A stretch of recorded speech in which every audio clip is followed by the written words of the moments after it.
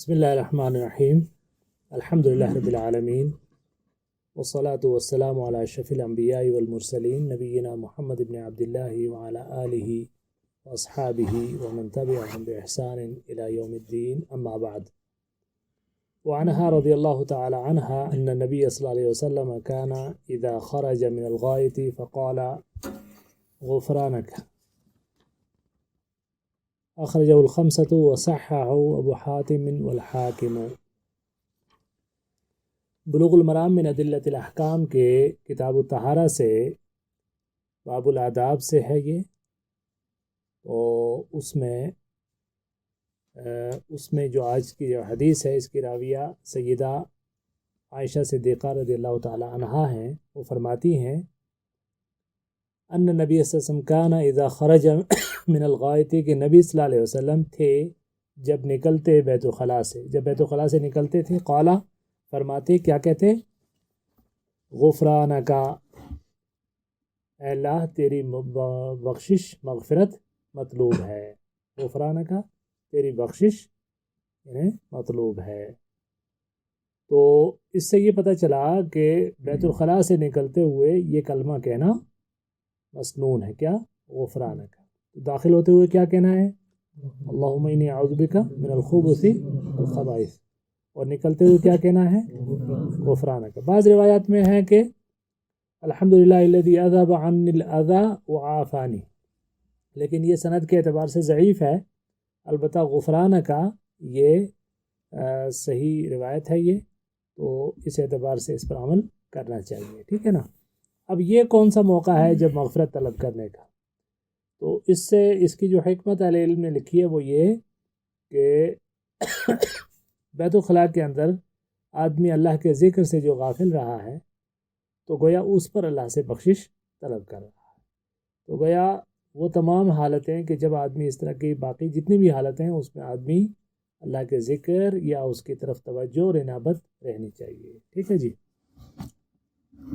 وعن ابن مسعود رضی اللہ تعالی عنہ قال اتى النبي صلی اللہ علیہ وسلم الغائط فامرني ان آتيه بثلاثة احجار فوجدت حجرين ولم اجد ثالثا فأتيته بروسة فأخذهما وألقى الروسة وقال هذا رجس أو ركس، أخرجه البخاري۔ وزاد احمد والدارقطنی ائتنی بغیرها۔ حضرت عبداللہ ابن مسعود رضی اللہ تعالیٰ عنہ سے روایت ہے کہ وہ فرماتے ہیں کہ نبی کریم صلی اللہ علیہ وسلم غائط کے لیے تشریف لے گئے۔ ایک پہلے لفظ آپ نے کیا پڑھا ہے؟ الخلا، اور یہاں پر الغائط۔ غائط جو ہے وہ بھی بیت الخلاء ہے، ٹھیک ہے۔ غائط کے معنی بھی بیت الخلاء یا جو آدمی قضاء حاجت کے لیے، تو آپ صلی اللہ علیہ وسلم حاجت کے لیے تشریف لے گئے۔ فَأَمَرَنِي، تو آپ نے مجھے حکم دیا، ان آتیہ بثلاثۃ احجار، کہ میں آپ کے لیے 3 پتھر لے کر آؤں۔ فوجدت حجرین ولم اجد ثالثا، میں نے 2 پتھر تو پائے لیکن تیسرا مجھے نہیں ملا۔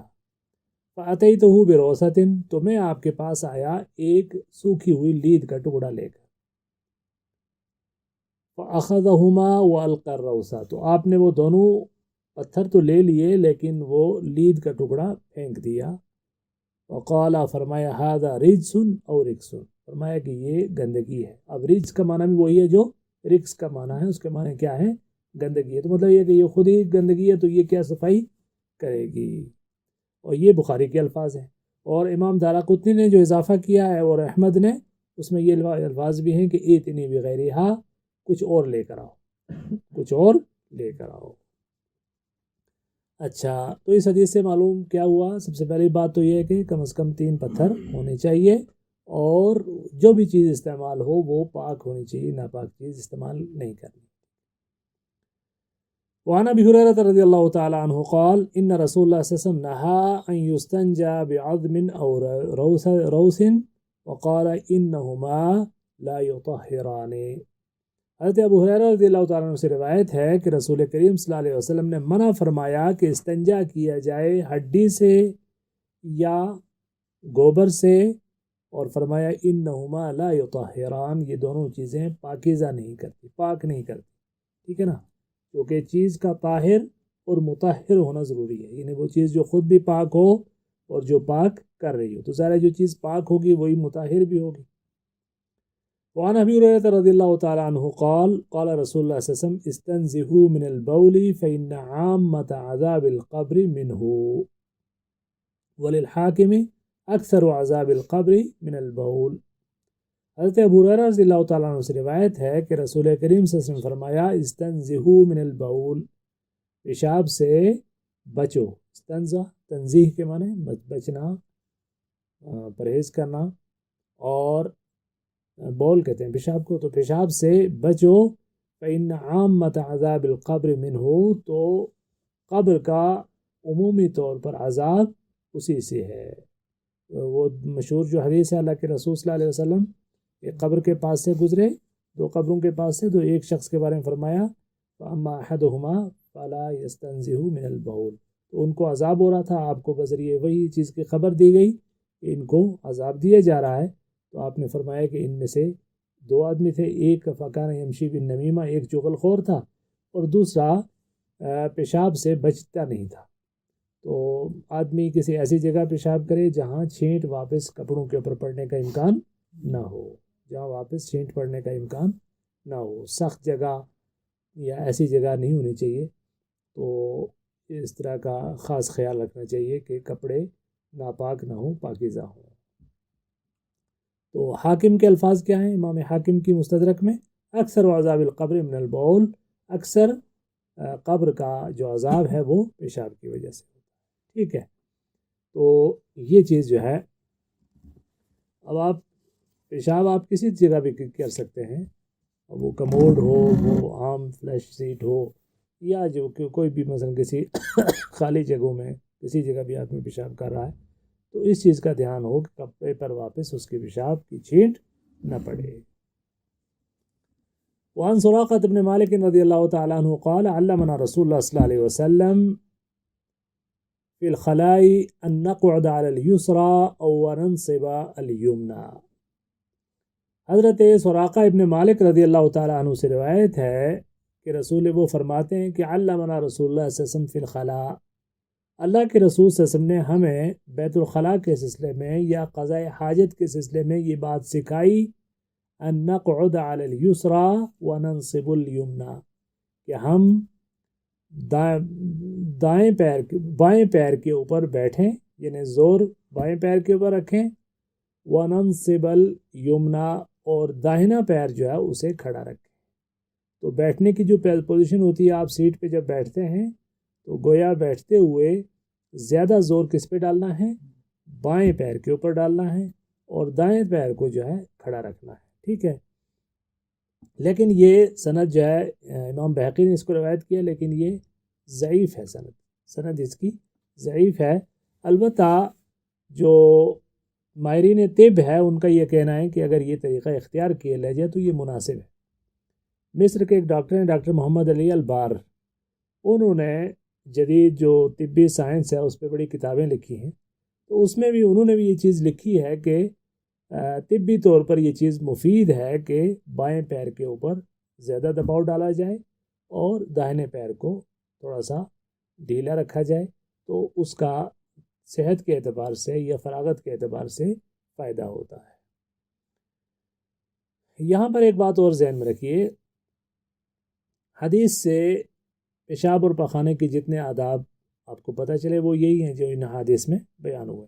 اب مثال طور سے اس حدیث میں بھی ایک بات پتہ چلی، لیکن یہ سند کے اعتبار سے ضعیف ہے، تو ہم نے اس میں کہہ دیا کہ گویا اگر یہ سند کے اعتبار سے ضعیف ہے تو آپ کو یہ کرنے کی ضرورت نہیں ہے۔ البتہ یہ ہے کہ طبی طور پر یہ چیز اگر بہتر ہے تو ٹھیک ہے، آدمی عمل کر لے۔ اس کے علاوہ کچھ لوگوں کے ہاں آداب کے نام پر اتنا کچھ علم غلم چیزیں مشہور ہیں اور اس کو وہ سنت کہتے ہیں، اور وہ کہتے ہیں جی بیت الخلاء میں جانے کی 15 سنتیں، پیشاب پخانہ کرنے کی 12 سنتیں۔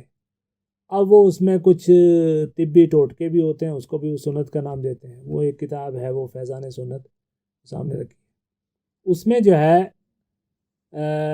کسی طبقے کا تذکرہ نہیں ہے، عمومی طور پر میں آپ کو بات بتا رہا ہوں۔ اس میں انہوں نے اس طرح کی دسیوں، مطلب یہ ہے کہ درجنوں سنتیں رکھی، بیت الخلاء میں جانے کی اتنی سنتیں ہیں، وضو کرنے کی اتنی سنتیں ہیں، نہانے کی اتنی سنتیں، نہا کے باہر نکلنے کی اتنی سنتیں، داخل ہونے کی اتنی سنتیں. اب بیچارہ ایک عام مسلمان جو سنت پر عمل کرنا چاہتا ہے، رسول کریم صلی اللہ علیہ وسلم سے محبت رکھتا ہے، وہ کوشش کرتا ہے کہ میری زندگی سنت کے مطابق ہو. اب وہ جو اس طرح کے ٹوٹکے بھی اس کو بتا دیے جائیں، اس کی وہ پابندی کرتا کرتا اچھا خاصا آدمی بیوقوف بن جاتا ہے. صحیح ہے نا؟ اور دین پر عمل کرنے والا آدمی معاشرے میں مذاق بن جاتا ہے. دین پر عمل کرنے والا آدمی معاشرے میں مذاق بن جاتا ہے. اللہ تعالیٰ نے اس دین کو آسان بنایا ہے. الدین یسر، اور فرمایا وَلَن يُشَادَّ الدِّينَ أَحَدٌ إِلَّا غَلَبَهُ. دین کے ساتھ کشتی نہیں چلتی. تو یہ دین کے ساتھ کشتی ہے کہ آپ نے دین کے نام پر، سنت کے نام پر حکیموں کے بتائے ہوئے ٹوٹکے، نسخے، اس سب چیزوں کو بھی آپ لفظ سنت لگا دیں تو یہ ایک تو سنت کی توہین ہے. ٹھیک ہے نا؟ تو اللہ کے رسول صلی اللہ علیہ وسلم نے جو چیزیں سکھائی ہیں وہ یہی ہیں کہ جو بتائی گئی. بھئی ٹھیک ہے، طہارت کے یہ آداب ہیں، بیت الخلاء میں جانے کے لیے یہ پڑھنا ہے، داخل ہوتے ہوئے یہ ہے، پھر اس کے بعد یہ چیزیں، ان چیزوں کا احتیاط کرنا ہے. جن چیزوں کا تذکرہ عام طور پر اللہ کے ذکر سے ہے اور پاکی سے ہے، اس کے علاوہ کچھ بھی نہیں ہے. تو یہ دین کو اسی سادہ اور قابل عمل اور سیدھے انداز میں رکھنا چاہیے، اس پہ مزید اضافے اپنی طرف سے نہیں کرنا. وعن عیسیٰ بن یزداد عن ابیہ رضی اللہ تعالی عنہ قال قال رسول اللہ صلی اللہ علیہ وسلم اذا بال احدکم فلینتر ذکرہ 3 مرات. یہ حدیث بھی جو ہے ضعیف سند کے ساتھ ہے. حضرت عیسیٰ ابن یزداد رحمہ اللہ اپنے والد سے بیان کرتے ہیں، ان کے والد جو ہے وہ صحابی ہیں، کہ رسول کریم صلی اللہ علیہ وسلم نے فرمایا کہ جب تم میں سے کوئی پیشاب کرے تو اپنے اعلی تناسل کو 3 مرتبہ جھاڑے. مطلب کیا ہے کہ آدمی کو اگر استنجا کرتے ہوئے، پیشاب کرتے ہوئے یہ ہو کہ کچھ قطرے اندر رہ نہ گئے ہوں تو ان کو جھاڑنا یا سوتنا بھی اچھا ہے. اب چونکہ یہ حدیث سند کے اعتبار سے ضعیف ہے، اس میں کچھ لوگ بہت زیادہ مبالغہ کرنے کی کوشش کرتے ہیں. تو امام ابن تیمیہ رحمہ اللہ نے فرمایا ہے کہ یہ چیز کہیں بھی ہمیں اللہ اور اس کے رسول کی طرف سے حکم نہیں ہے. اللہ اور اس کے رسول کی طرف سے حکم یہ ہے کہ آپ پیشاب اور پخانہ کیا آپ نے تو آپ کے لیے یہ ہے کہ آپ پانی سے یا مٹی سے صفائی کر لیں. اب آپ کو شریعت نے اس چیز کا مکلف نہیں ٹھہرایا کہ آپ جو ہے وہاں پہ یوگا کرنے لگ جائیں. ٹھیک ہے نا؟ تو یہ کچھ لوگ اس سلسلے میں بتاتے ہیں کہ آپ ایسا کرو اور ایسا کرو، پھر ایک بار بیٹھو پھر اٹھو، پھر اس طریقے سے سب کچھ کرو. یہ سب کچھ جو ہے اس میں کرنا ضروری نہیں ہے. تو وہی میں نے آپ سے کہا کہ مبالغہ کسی چیز میں حد سے بڑھنا یہ شریعت میں مطلوب نہیں ہے. ٹھیک ہے جی.